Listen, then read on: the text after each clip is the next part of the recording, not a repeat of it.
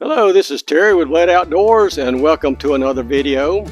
Over the past few months, I've got several emails, messages, comments about some of the things I'm doing in some of my videos, especially those things that I did as a kid and the things that my dad taught me, from slingshot shooting to making minnow jar traps, to making limb lines to fish with, and doing some gardening and canning and things like that.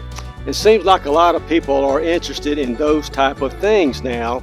I don't know if it's because they just want to know the older ways of doing things, or because it's more economical to do these things again, or if it's something to do with the economy right now or what, I'm not sure. So what I thought I would do in this video is make some limb lines the way my dad made them when I was a kid. And he made them like this because they were economical. Back then, fishing line itself was very expensive, and you could buy nylon string and rolls like this for pennies. In a situation where you want to fish and you don't have the tools to fish, the fishing equipment, let's say you don't have any fishing line, no lead sinkers or anything like that, and you want to make some limb lines to fish with, then this is a way you need to do it. Now, what I've got is, of course, the nylon string. I'm using a large nut for a sinker. I'm using a lighter, or you could use a match or anything like that, to just melt the fray on the nylon cord. Of course, I got my pocket knife, and I've got just a piece of wood to wrap the limb line around, but before I go out and set it. The one thing that you do need to buy, other than the cord itself, is a fishing hook. You know, there's just really no substitute for a good fishing hook. And if you don't have any on stock, I just would recommend you just go buy some in bulk. So let's get right into it and make this limb line. I usually like to make my limb lines about, say, 10 foot.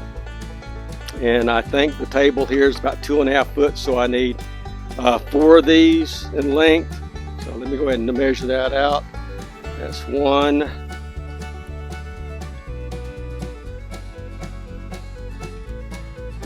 2,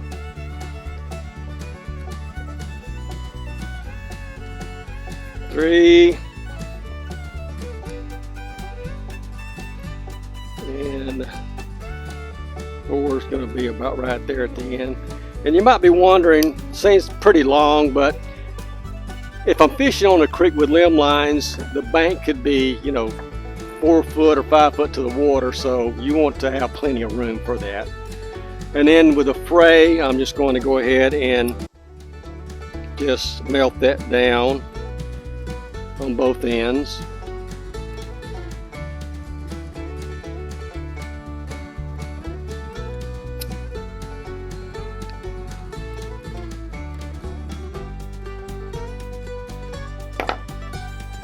And what I'm going to do next is just put my hook on and tie it on. I don't have any fancy way of tying a hook on. The only thing that you have to note is the size of the eye of the hook to make sure it'll fit through the nylon string, which it does. And I do mine fairly simple. I'll get the end of it and just tie a knot in the end of it. So now that I've got my little knot on the end, I just use square knots, a couple of those. Doesn't have to be anything fancy.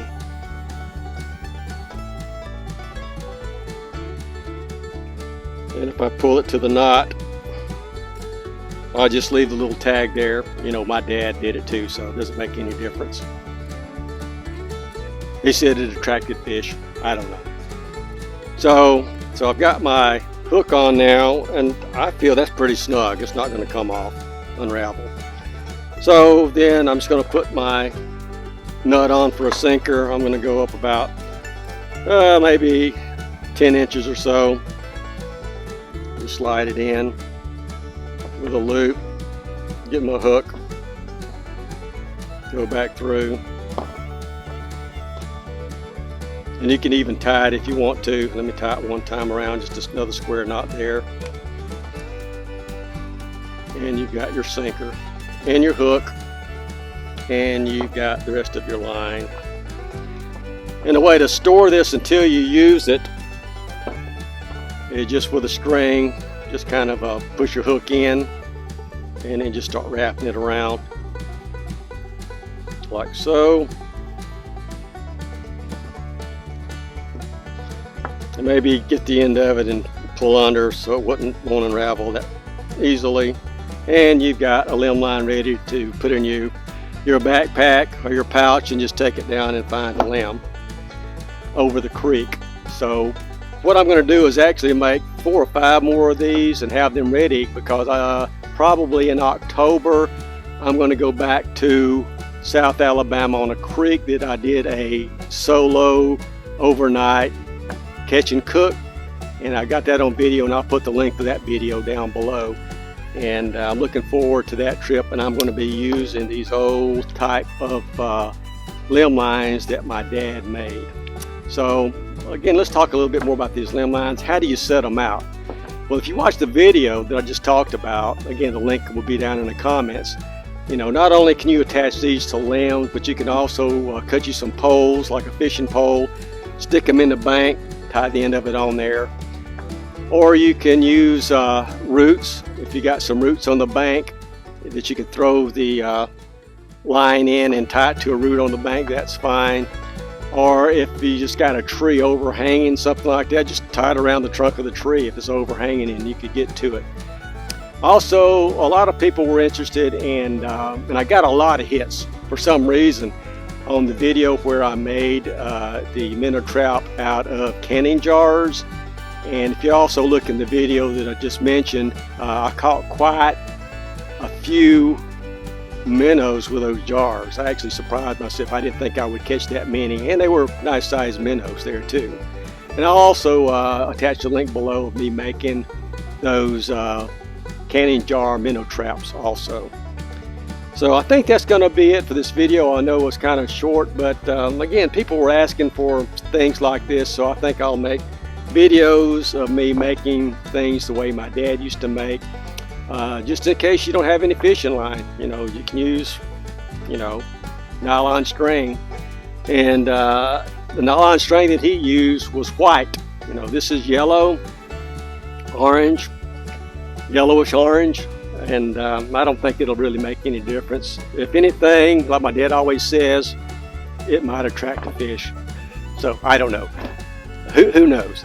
So again, thanks for watching. Please like, comment, share, and subscribe, and hit that notification button. And I will see you guys in the next video. Thanks.